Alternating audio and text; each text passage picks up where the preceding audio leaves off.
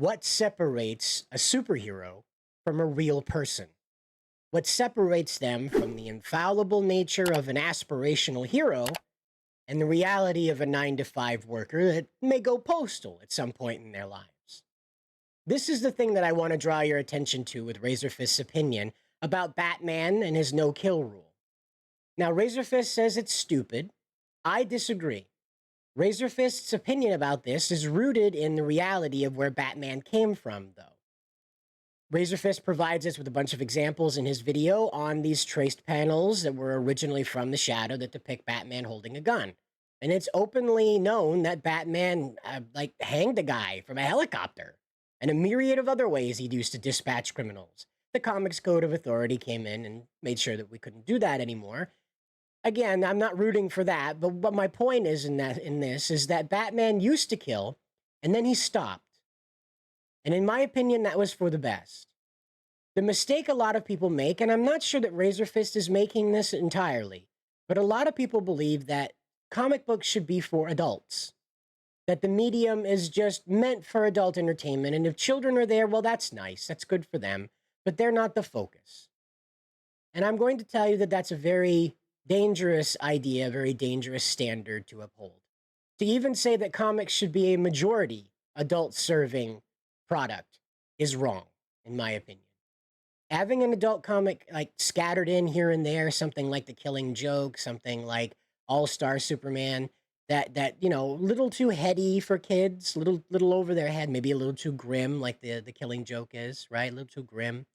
But these are okay to have sprinkled in very limited quantities of them. Things like The Watchmen, for instance.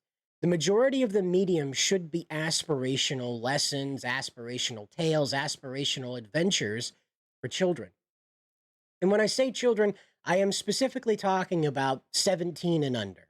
Once you're 18, I can't tell you, anything up, down, left, or right. We can warn you all we like, but we can't really tell you what's up and down. But up until that point, comics should be serving to continue the point of whatever parent is in the home, or at least whatever common morality there is. And when I say about common morality, I don't mean the era of common morality. I mean common morality is in you don't harm children. I mean common reality is in you don't steal from your neighbor. Common morality, like you help an old lady across the street who maybe feels like she's too slow to make it before the light changes. That kind of common morality. That's the kind of common morality that Batman is based in. The morality that says death is to be used as an absolute final solution when your own life is threatened. And we see this in Batman's characterization, that unless he's pushed to an ultimate extreme, which means many, many, many lives are in danger and one life being lost is the way to stop all that chaos, or he is pushed to a limit to where he has to exact revenge, that there is no recourse. And these are the lessons that I believe should be imbued into Batman. I don't believe that Batman should go killing criminals. There will be a time when he has to defend his life or, stop a massive plot to gas the city with Joker scarecrow gas, right? So not only you're laughing, but you're terrified at the same time, And a lot of people would die from that, right? So I absolutely understand in that regard. I'm not telling you that Batman should never, ever, ever, ever, ever, ever, ever kill. I think that's overkill, if you will. But I do believe that Batman should, above all, believe in rehabilitation, believe that there is a way forward for the Joker despite his horrible crimes. Because this is the morality we want to put out into the world. This is the morality we want for our children. If we instead embrace what the Shadow does, and the minute you step out of line, you get iced. This comes from a time before superheroes. This comes from a time before superheroes were the standard of what Americans at least picture when you say hero, when you're not talking about firemen, police, or first responders, okay? Or soldiers, This, outside of that context, people picture a guy with his underwear on the outside. That's what a hero is to people. And the reason why that is because the hero has aspirational qualities. Batman isn't just a very smart guy. He isn't just an Olympic level athlete or above at this point. Batman isn't just a very wealthy man. He is also a fictional character that we get to decide what situations he gets put in and how he solves those situations. He's approaching 90 years old, so quite a few of those situations have already been exploited, okay? Just like Superman has done everything 3 times, Batman's done it 3 times. It's so overdone now, it's so overcooked that they're pushing Batman into magic. He hangs out with Swamp Thing and Zatanna most of the time now. I'm pretty sure that Hellraiser, boy, I forgot his name. Let me know down in the comments who Hellraiser is. I forgot his name. But Hellraiser probably has his mailing address set to Wayne Manor, so all the spam mail and cigarette coupons get sent there, you know? This, excuse me.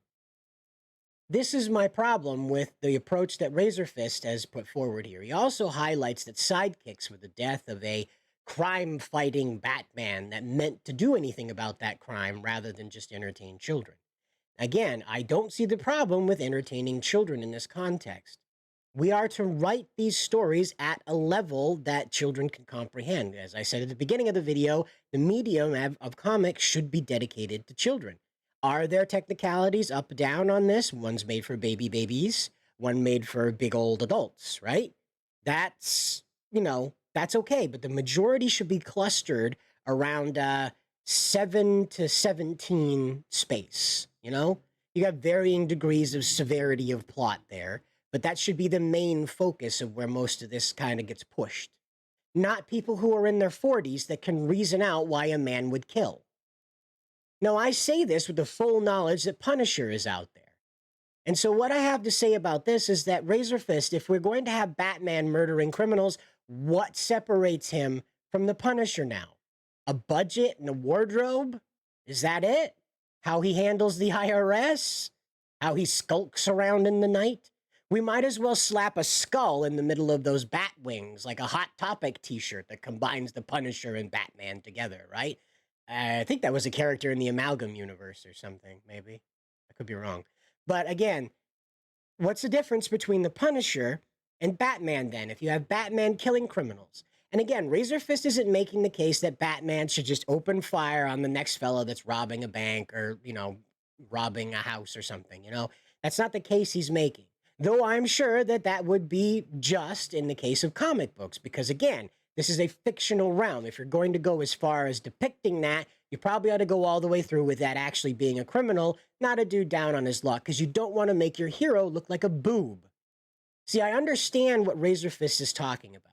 I understand that his concern around this is that Batman is presented as very soft. But I think his contention is that in the modern era, Batman is no longer a crime fighter. He's no longer a justice seeker. He is no longer a truth finder. Batman is simply an agent of the plot. Much like Superman is just his Janny that comes in and makes sure that his diaper is clean. Whenever Batman gets in over his head, Superman gets called in to clean up the mess, right? So this is why Superman doesn't matter to people anymore. Why Batman's the flagship character of DC. But in that role, Batman no longer solves crimes. You'll see these little spats of things like that, like the White Knight series that came out recently. But most of Batman's stories are just random episodic things that are going on to fill the void between these instances where he's a god. You remember the Bat Metal series, where all these apocalyptic Batmen were summoned to the Prime Universe, and then that gave birth to the Batman Who Laughs, who entered us into the Dark Multiverse, which, surprise, a Batman analog created, okay? This is what Batman is now. He's a cosmic agent of chaos and justice and darkness, okay? And this is where I think Razorfist has a point, is that Batman no longer is solving crime. He's not a righteous kind of hero anymore. He's just sort of there when crazy things happen that most of the characters can't figure out, and they need a vehicle to tell the exposition-y part in a cool way, And that's the hardest thing about rehabilitating this character, is that I believe this has been for the past 10 years that this situation for Batman has been unfolding, where DC hasn't been sure where to put him now. So they've been stuffing him into Justice League Dark. They've been mingling his science with magic left and right. And at one point, I think he teamed up with Swamp Thing. I mean, think of that what you will. I don't know how the two of them would have too much to talk about. And in reality, they really didn't. But It's I don't know if I would have chose that pairing to handle that situation, but it's what happened. To Razorfist's point about Batman being soft, though, right? To Razorfist's point of Batman being soft, he is correct. Batman doesn't enforce the law anymore. Batman enforces an emotional law. We saw this with Tom King's rendition. We're seeing this with the I can't remember the current title that's out right now, but we're seeing this with Batman having these qualms about the Jokers again, and all these different back and forth ideas about ending them or potentially not ending them. Of course, the character will rest on that side. I don't make the case for the Batman to kill Joker, though. I make the case that the writers should rehabilitate the Joker. I get that that character is very valuable. I understand that when you slap Joker, or Batman and Joker onto anything, it just rains money, right? Joker and Harley rains money. I get it. I understand it, which is why that character should be rehabilitated. All right, maybe it should be at the hands of Bruce. We've seen them team up in a couple of recent ones. The one where Joker was head in the cage. They're talking severed head in a cage. We saw that one, and that was perfectly acceptable. So I think that Batman should set out to rehabilitate the Joker rather than just locking him up, or in Razorfist's, example, just straight up kill the guy. I think that that's wrong. I think when you start killing people as Batman, you've become the Punisher, and you've obliterated the line between hero and regular guy. If we're not aspiring to a higher morality, what is the point of these books? Is it wish fulfillment that we could go out and murder somebody we don't like? We have video games for that. We have VR video games for that. There's that Alyssa Mercante game out there that Smash JT got in trouble for promoting. All right? There's ways to do it with video games that are way quicker, way more satisfying. So why are we putting this into a medium meant for children? Why are we trying to ask children to think about murdering their foes? And I know, again, Razorfist isn't making this case that, like, the Power Rangers comics immediately start straying into murdering things and whatnot. I get that, right? I get that. But my case is, it's a medium for children. The focus of a character like Batman, who is very much a children's icon, should not be on balancing the scales of life and death. Batman's job should be balancing the scales of justice. If Batman has to deal with a court ruling that the Joker is executed for his crimes, that's another story that would be very welcomed in this atmosphere of how Batman would handle the state dispatching the Joker. That's a very interesting concept that would teach something on an aspirational level about just what motivates Batman in this arena. But you can rest assured that DC won't wander into that. They've got their Bat God that they've got to have now. Like he was like an nth metal channel for a while there. One of the Snyder brothers turned him into some avatar for Barbados, not the islands, the weird bat dragon guy that was in charge of making sure all the improperly formed multiverses didn't survive, but instead allowed the dark multiverse to form out of his butt. No, I don't remember where he put all the evil multiverses he wasn't supposed to keep after they were made in the Universe Forge. I think that's what it was called. World Forge? Something like, I think that's what it was. Either way, let me know down in the comments what you think about this situation. I don't believe that Batman should be killing. That's the big takeaway from this. I don't think Razor is stupid. I don't think that he has like some backwards morality or that we should hate him. I just think that he may have misunderstood where Batman is in the world. That this is not a character for adults and that there is the Punisher out there that accomplishes this very thing. Well, he did until they sent him off to another world where he's no longer evil anymore and doesn't have his special Punisher symbol anymore. But the Punisher exists as a character to fulfill this wish of having a Batman-style justice bringer that has all sorts of weird gadgets and tricks and also a vendetta, right? Punisher's everything that a killer Batman should be. He just doesn't hide his face, which, again, depending on how you come down on justice bringing, showing your face to the guy that you're delivering to God is quite a statement about your morality. That's for sure. But you know what? Until the next video, good luck out there.